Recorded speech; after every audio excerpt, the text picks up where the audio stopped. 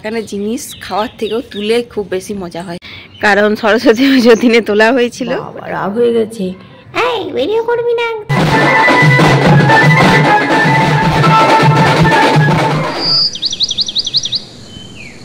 কত রকমের পাখি ডাকে।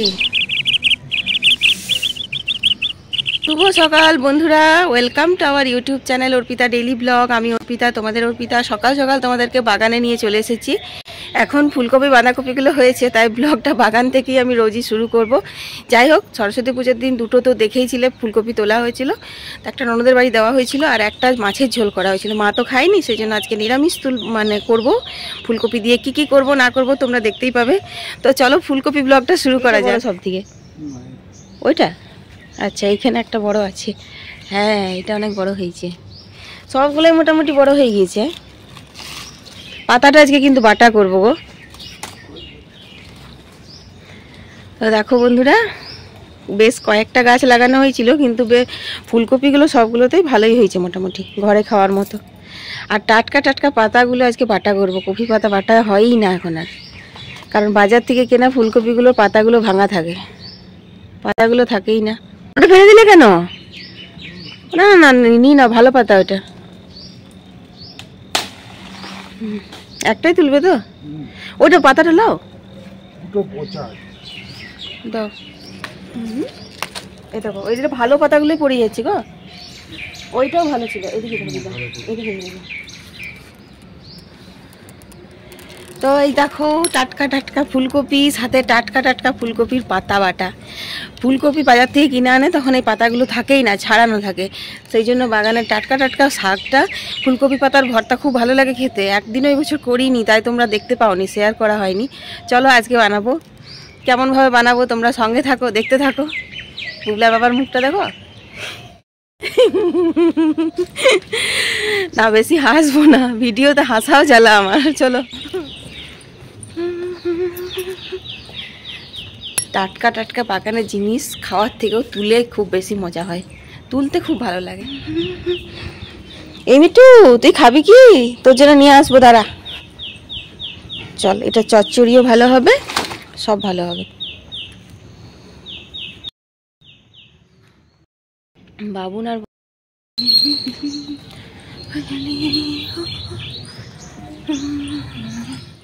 তো বন্ধুরা, চলো এবার ঘরের কাজগুলো সারা যাক। সবজি টবজি জোগাড় হয়ে গেছে, আর কয়েকটা ফুল তুললাম। ওই যে মেরুন কালারের বড় বড় জবার মতো ফুল, ওইগুলো না ওইদিকে পূর্ব দিকের দেওয়ালটাতে যখন রোদ আসে তখনই ফোটে, ভোরবেলায় ফোটে না। আর মা ফুল তুললে তো অনেক ভোরে ফুল তোলে, তোমরা তো জানোই। তো যাই হোক, কালকে জামা কাপড় কয়েকটা শুকোয়নি, মানে এগুলো অনেক বেলা করে চান টান করা হয়েছিল, তো সেই কারণে আর কি। বেলা করে বলতে বুবলার বাবা, তোমরা তো কালকে শীতলা ষষ্ঠীর ব্লগে দেখেই নিয়েছো। কালকে তো সিজানো ছিল, ওরা স্কুল থেকে অনেক লেটে এসেছিল, বুবলার বাবা নিয়ে এসেছিল, সেই কারণে ওরা লেটে চান করেছে। তো যাই হোক, ওগুলো মেলে দিলাম। আর দেখো, রান্নাঘরে না চারিদিকে ছিটানো আছে সেই সরস্বতীর প্রসাদ, তারপরে ষষ্ঠীর প্রসাদগুলো। এগুলো যে কে খাবে দেখি গুছিয়ে বাগিয়ে দেবো। আর এইখানে দেখো ছানা করেছি, ছানাটা এখনো ছাঁকা হয়নি। আর এই হচ্ছে কচুরি আর গরম গরম ঘুগনি, কারণ কাল থেকে ঠান্ডা ঠান্ডা খাওয়া হয়েছে, তো সেই কারণে আজকে সকালবেলা ব্রেকফাস্টে কচুরি আর ঘুগনি আনা হয়েছে। আর বুবলার তো জানোই এইসবে খুবই নেশা। যাই হোক, বুবলাকে খেতে দেবো, একটু পরে দেবো। আর এখন দেখো, বউ চলে এসেছে, বউয়ের মতো কাজ করছে। আর আমি না কয়েকটা জামা কাপড় ভিজাচ্ছি, কারণ সরস্বতী পুজোর বারের দিনে কাচা হয়েছিল, তারপর দুদিন আর কাচা হয়নি। আর তোমার যেগুলো টুকটাক জলে ধোয়ার ব্যাপার, সেগুলো তো আমি ধুয়েই নিয়েছিলাম কালকে তো সাপ দিয়ে কাচতে নেই, সেই পুজো করা ধুতি টুতি সেগুলো সমস্ত কিছু আমি ধুয়ে নিয়েছিলাম এমনি জলে। আর আজকে একটু সার্ফে ভেজাচ্ছি।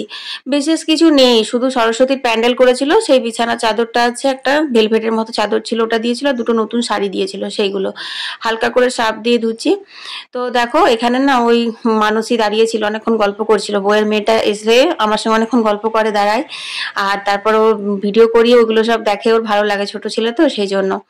আর তারপর না এগুলো ভিজিয়ে চটপট করে ঘরগুলো ঝাড় দিতে হবে, কারণ বউ এত তাড়াতাড়ি কাজ করে, তোমরা তো জানো, ও বিশাল স্পিডে কাজ করে।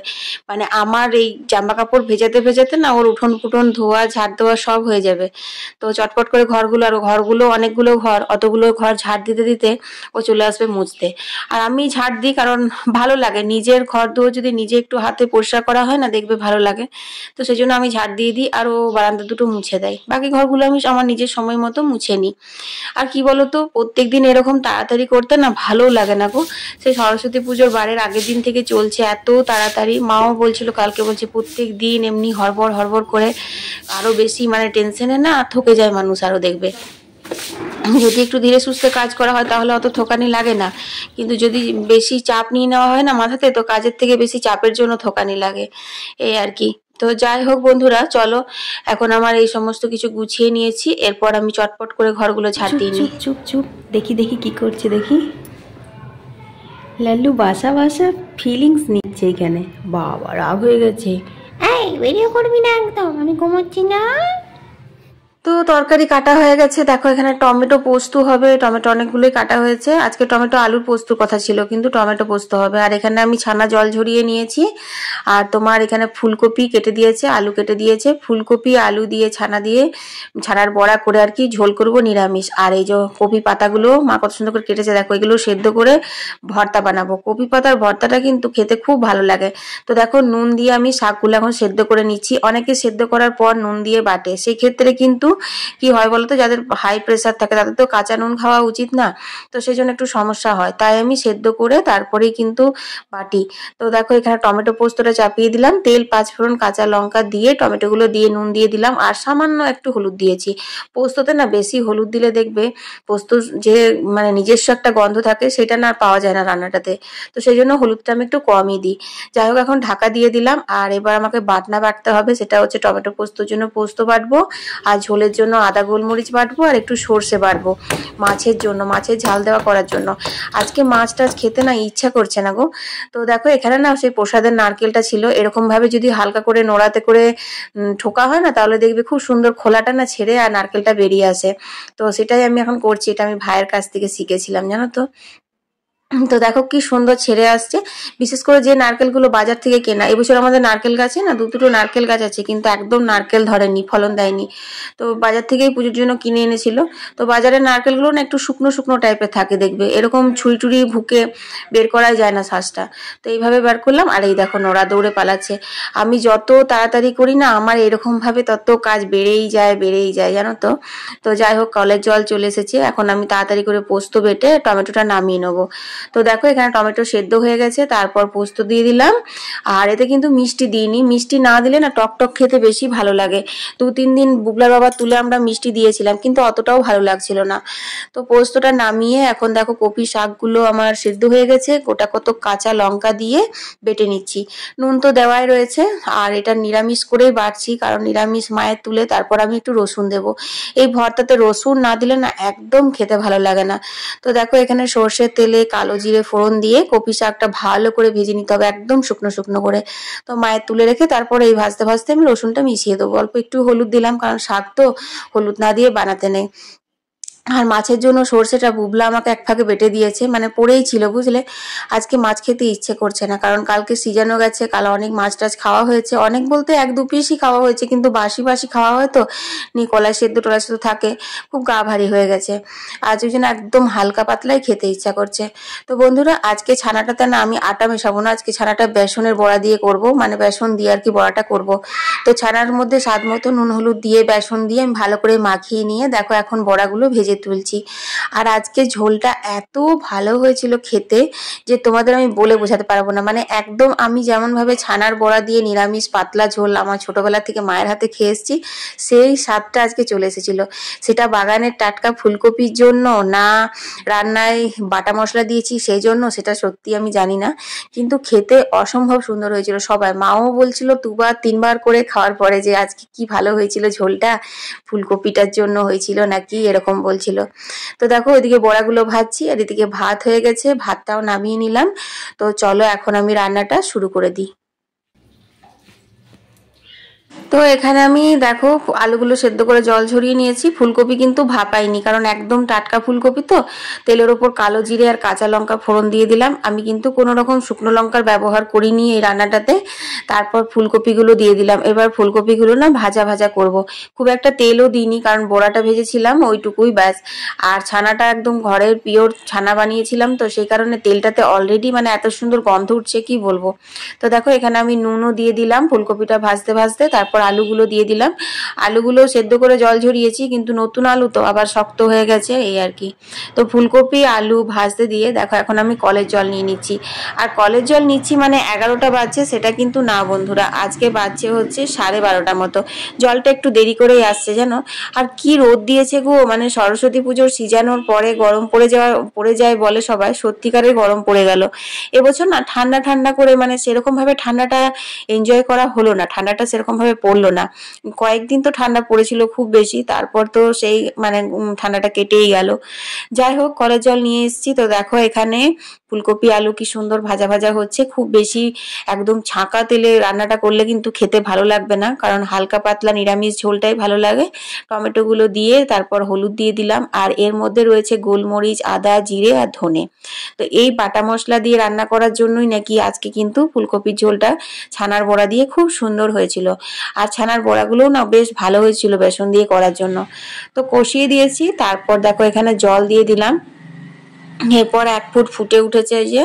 আর এখন আমি দিয়ে দেবো হচ্ছে ছানার বড়াগুলো দিয়ে 1 ফুট ফোটাবো, বেশিক্ষণ ফোটাবার দরকার নেই। আর বড়াগুলো না জলে দেওয়ার পরে খুব নরম সফট হয়ে গেছিল।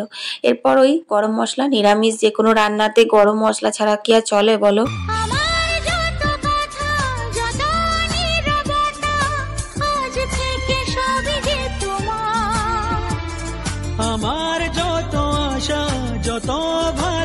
দুপুরবেলায় খেয়ে দিয়ে একটু শুয়েছিলাম। তারপর জামা কাপড়গুলো সব ভাঁজ করে নিয়েছি, কাচাকুচিগুলো সব শুকিয়ে গেছে, আজকে যা রোদ হাওয়া দিয়েছিল না।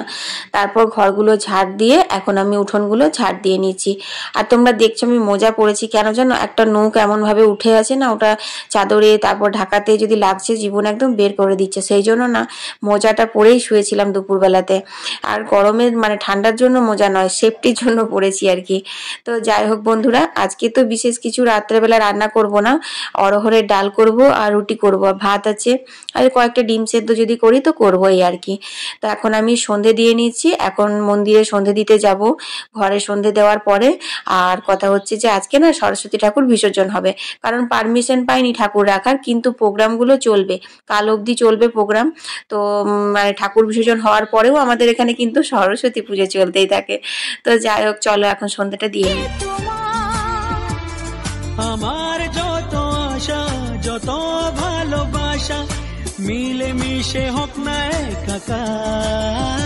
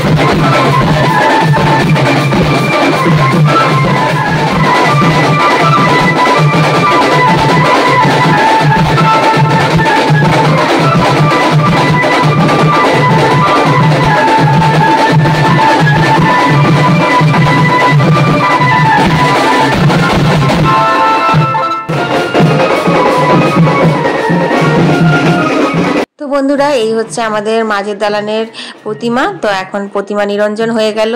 তো আজকের ভিডিওটা আমি এখানেই শেষ করে দিচ্ছি। তোমাদের কেমন লাগলো কমেন্টে জানাতে ভুলো না, ভালো লাগলে অবশ্যই লাইক শেয়ার করে দিও। সবাই ভালো থেকো, সুস্থ থেকো, টাটা।